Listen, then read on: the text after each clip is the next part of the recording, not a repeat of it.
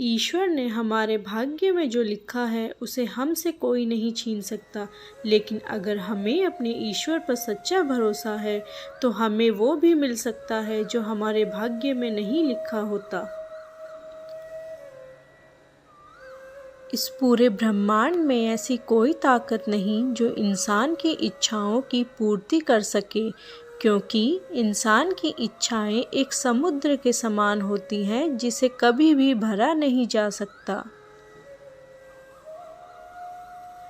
जो दूसरों की तकलीफ़ों को समझते हैं, जिनमें दया है, दिल से अच्छे हैं, उन्हें दोबारा जन्म लेना नहीं पड़ता। अगर कोई मनुष्य हमारे साथ बुरा कर रहा है तो उसे करने दो, ये उसका कर्म है और समय उसके कर्म का फल उसे ज़रूर देगा।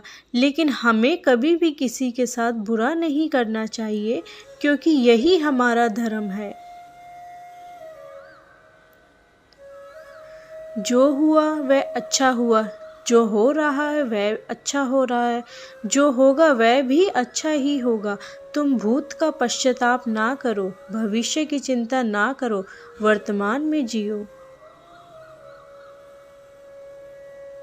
अगर आप जीवन में असफल होते हैं तो आपको दोबारा प्रयास करने में कभी नहीं घबराना चाहिए, क्योंकि जब आप दोबारा प्रयास करते हैं तो आपकी शुरुआत सुनने से नहीं बल्कि आपके अनुभव से होती है।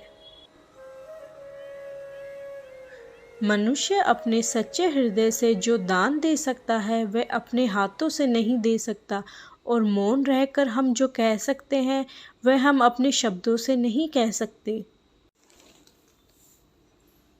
अंतकाल में जो मनुष्य मेरा स्मरण करते हुए देह त्याग करता है वह मेरी शरण में आता है। इसलिए मनुष्य को चाहिए कि अंतकाल में मेरा चिंतन करे।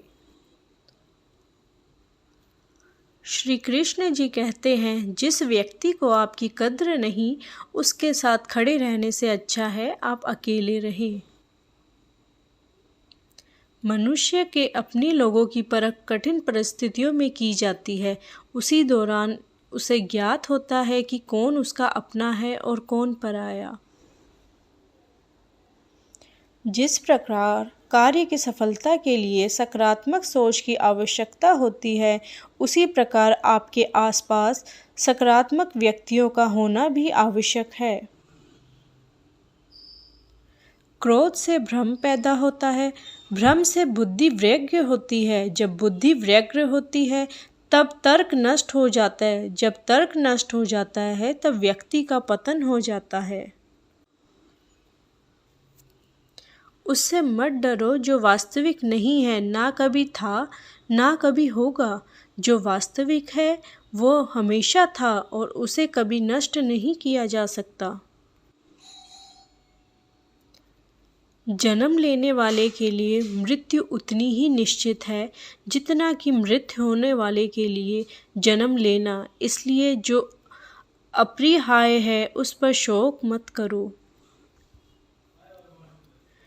मेरे लिए ना कोई घृणित है ना प्रिय, किंतु जो व्यक्ति भक्ति के साथ मेरी पूजा करते हैं वो मेरे साथ हैं और मैं भी उनके साथ हूँ।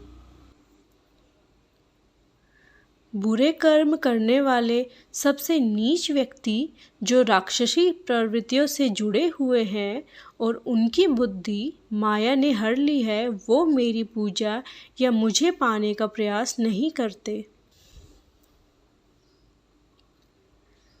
करता वही है जो तू चाहता है, होता वही है जो मैं चाहता हूँ।